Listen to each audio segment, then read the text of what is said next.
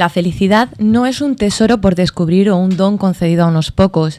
Es un edificio en permanente estado de construcción y nos permite que el proceso sea lo más satisfactorio posible a partir de 3 ideas básicas. La felicidad existe, podemos aspirar a ella y consiste en cómo hacemos y nos tomamos las cosas más que en las cosas en sí. El desafío de la felicidad es un análisis de lo que es la tan ansiada felicidad y cuáles son las claves para encontrarla. Para hablar de ello, nos encontramos en Periodista Digital con su autor, Ignacio Álvarez de Mon. Muchas gracias por venir. Nada, gracias. Buenos días. Buenos días. En primer lugar, ¿sabemos qué es realmente la felicidad? Bueno, la felicidad, según los autores, pues prácticamente de toda la historia de la humanidad que han investigado sobre ella y que han estudiado sobre ella, tiene diferentes dimensiones. Hay una dimensión muy inmediata que está muy ligada al placer, a la sensación placentera, a la ausencia de dolor, a la ausencia de agobio, a la ausencia de estrés, de angustia y a una sensación de que estás bien y a gusto, ¿no? Esa es una dimensión de la felicidad. Hay otra dimensión que es cuando uno encuentra sentido a lo que hace y cuando uno ve que en la vida hace aquello que coincide con lo que son, pues eso, sus gustos, sus motivaciones, incluso sus ideales, ¿no? Esa es una dimensión un poco más profunda, más complicada de alcanzar y más a medio plazo. Y luego hay una tercera dimensión que es, podríamos llamar trascendental o trascendente, que es la felicidad con los otros y para los otros. Es decir, es muy difícil, por no decir imposible, ser feliz a costa de los demás o al margen de los demás. La felicidad es algo que se tiene que compartir. Si tú das felicidad, recibes felicidad. Entonces, eso es la gente que consigue hacer de su vida y de su día a día también una apuesta de servicio a los demás y de contribuir a que los demás también sean felices, y eso revierte en su beneficio. Normalmente esas son las tres tipos de felicidad o dimensiones de la felicidad que se dice que hay. El desafío de la felicidad. ¿Cómo surge la idea de escribir este libro y con qué objetivo? Claro. Mira, el origen de este libro fue un poco, yo por lo menos los libros que he escrito siempre, lógicamente salen de dentro a fuera, o sea, son inquietudes que tú tienes y esta surgió pues de revisar toda la bibliografía, toda la literatura que yo había revisado hasta ahora y ver todo lo que grandes pensadores de todos los tiempos habían inspirado en mí y ver el común denominador de todo eso, ¿no? Y el común denominador es, al final, los grandes pensadores lo que te animan o lo que te ayudan o lo que comparten contigo es a intentar saber vivir, a darte una vida buena, adecuada, ¿no? Y entonces, al final lo que comparten son claves de sabiduría vital para intentar enfocar la vida de la mejor manera posible. Y esto al final le podemos poner la rúbrica de felicidad, ¿no? El desafío, ¿por qué? Pues porque no es un camino fácil. Hay gente que lo tiene incluso más difícil que otra, ¿no? Entonces, incluso la felicidad en sí misma pues es una búsqueda, es un proceso continuo y permanente de construcción, ¿no? Y a veces el mal de mucha gente está precisamente en tener demasiadas expectativas de felicidad o en creer que la felicidad se encuentra o de repente se te cae del cielo. Esa es gran parte de la infelicidad, ¿no? Para mucha gente. Entonces nos hacemos demasiadas expectativas frente a las cosas. Claro, yo creo que hay dos problemas aquí. Al final, la gente feliz es aquella que tiene, o que el ideal de lo que quiere conseguir se acerca mucho a lo que tiene. Y eso tiene dos claves. Una, que es suficientemente ambiciosa como para desear algo diferente a lo que tiene, pero también que es suficientemente capaz de aceptar y disfrutar lo que tiene, ¿no? Sin permanentemente estar buscando algo diferente. Entonces, la gestión de las expectativas, y hoy en día especialmente, es fundamental. O sea, el que a uno, digamos que uno haga lo que le guste, está muy bien, pero también a uno le tiene que gustar lo que hace. Y eso es una cuestión de aceptación y de saber disfrutar con lo que uno tiene. Hablaba de que la felicidad es un desafío y en el libro cuenta que una de las principales barreras es el miedo. Sí. ¿Por qué tenemos tanto miedo a ser feliz? Buenísima pregunta. El Erich Fromm, por ejemplo, que es uno de los autores míticos, ¿no? de la literatura universal, ¿no? Y del pensamiento. Él tiene un libro que se llama Miedo a la libertad, ¿no? Yo creo, y él lo que dice es, tenemos miedo a la mejor versión de nosotros mismos, ¿no? Entonces, digamos que nos asusta la posibilidad de poder ser más felices. ¿Por qué? Porque ser más feliz pasa por algo que en la vida no es fácil, ¿no? Que es aprender, que es desarrollarse, que es crecer, que es errar, que es meter la pata, que es equivocarse, que es arriesgarse. Entonces, nos da miedo ser feliz porque intentar ser feliz conlleva cierta responsabilidad, cierta aventura, cierta ambición, cierto esfuerzo también. Y en eso a veces estamos un poco mal educados, yo creo, por desgracia. Cuando hablan en el libro sobre el pesimismo, plantea la fórmula de la desdicha, que es que la realidad no llega a la expectativa. Uh-huh. ¿Cómo podemos afrontar esa realidad que no llega a lo que nosotros esperamos? Claro.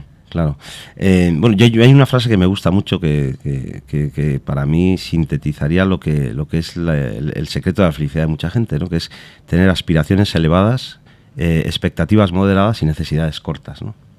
Entonces, yo creo que tenemos que aspirar a lo máximo, porque lo máximo no sabemos dónde está. Es decir, y cuando hablo de lo máximo es la máxima capacidad de desarrollo que uno tiene personal, ¿no? Y de alcanzar cosas en la vida. No sabemos dónde está nuestro límite, realmente no lo sabemos. Si Nadal hubiese sido muy consciente de su posible límite, no hubiese llegado donde está, ¿no? Entonces, aspiraciones elevadas, expectativas moderadas. Quiere decir que, hombre, a pesar de que tenga grandes aspiraciones para mi vida y para lo que quiero conseguir en mi vida, he de ser consciente de la dificultad y que a lo mejor es difícil que consiga determinadas cotas, ¿no? Y luego necesidades cortas, y es que lo que sea y lo que obtenga y lo que me venga va a ser bueno y es lo que tiene que ser. Entonces esa capacidad de aceptar lo que hay como lo mejor, porque no hay otra alternativa, y sacar de lo que hay lo mejor, porque no tengo otra posibilidad. Entonces eso, que algunos confunden con resignación, no es resignación, es lo que se llama aceptación, que es yo doy el máximo para conseguir lo mejor, pero luego me tengo que conformar y aceptar que a lo mejor hay cosas, circunstancias externas que pesan más y que no permiten tenerlo mejor. Entonces, hay mucha gente que no tiene circunstancias objetivas externas buenas y que podríamos considerar positivas, y que a pesar de eso podemos decir que es feliz y que encara la vida con entusiasmo y con positivismo. Eso quiere decir que el referente y el resultado de la felicidad es más interno que externo, y es más la actitud que tomamos ante las cosas. Entre los ejemplos que encontramos en el libro, encontramos uno que es el de un monje budista que cambia su forma de ver la vida, y también su forma de vivir. Para cambiar esta perspectiva de la vida, ¿tiene que llegar a un punto de inflexión o se puede provocar? Graduar, ¿no? Yo creo que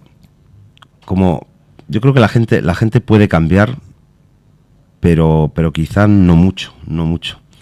Cuando vemos que alguien ha cambiado mucho y radicalmente en su vida, seguramente lo asociamos a alguna circunstancia concreta, llamémosle crisis, llamémosle adversidad, dificultad. Esos puntos de inflexión vitales normalmente coinciden con sucesos extraordinarios y que tambalean a cualquiera, ¿no? Yo creo que es difícil un cambio importante y profundo de manera gradual, a no ser que tenga uno la capacidad y la sabiduría, como tiene este señor, este monje, Matthew Ricard, la capacidad, pues es un poco de eso, de la sabiduría y de saber qué es lo importante en la vida, ¿no? Pero por desgracia, el día a día cotidiano, la rutina, nos ata más de la cuenta. Y a no ser que venga la vida y nos golpee y nos pegue un buen zarandeo, es difícil a veces llegar a determinados niveles de cambio y de desarrollo y de crecimiento personal como este señor ha llegado.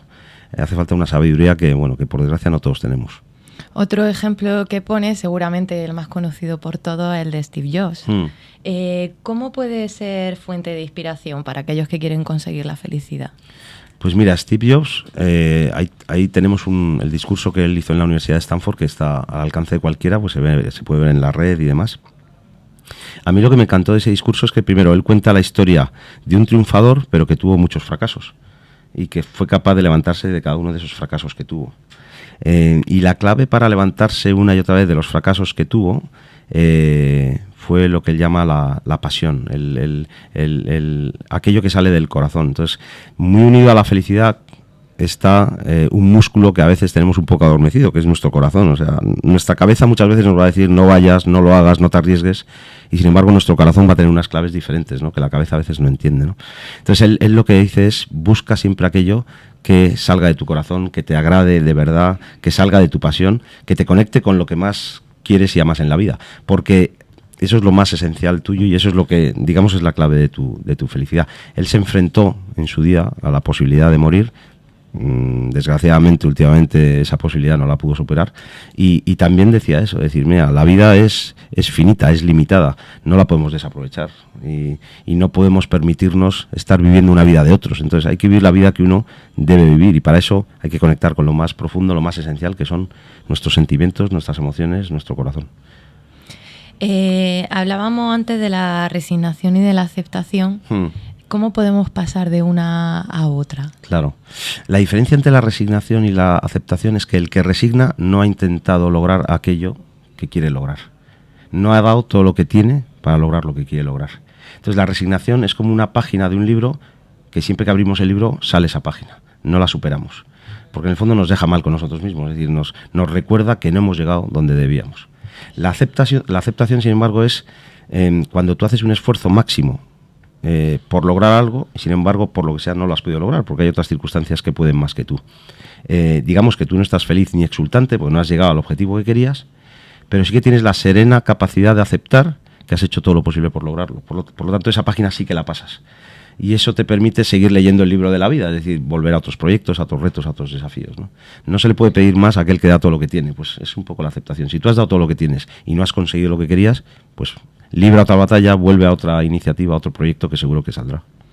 El libro, al final del libro, no hablamos de la situación que vivimos frente a la crisis política, económica y social en la que nos encontramos. ¿Cómo afecta esta a nuestra felicidad? ¿Y cómo podemos enfrentarnos a algo que, como esto, nos viene prácticamente impuesto? Claro. Pues mira, uno de los problemas que yo creo que tiene esta crisis, yo creo que tiene muchas dimensiones, evidentemente económica, social, personal, pero al final es verdad que es una crisis también fundamental de valores, ¿no? y de actitudes ante la vida. Yo creo que por desgracia y por fortuna, en lo que la crisis tiene de oportunidad, por desgracia las crisis como esta tienden a sacar en un primer instante lo peor de la gente, que es el victimismo. Es decir, el pensar que somos presa de las circunstancias y que no hay forma de salir o de vencer a esas circunstancias. Y creo que en eso España y los españoles necesitamos pasar por esa etapa de victimismo para superarla, ¿no?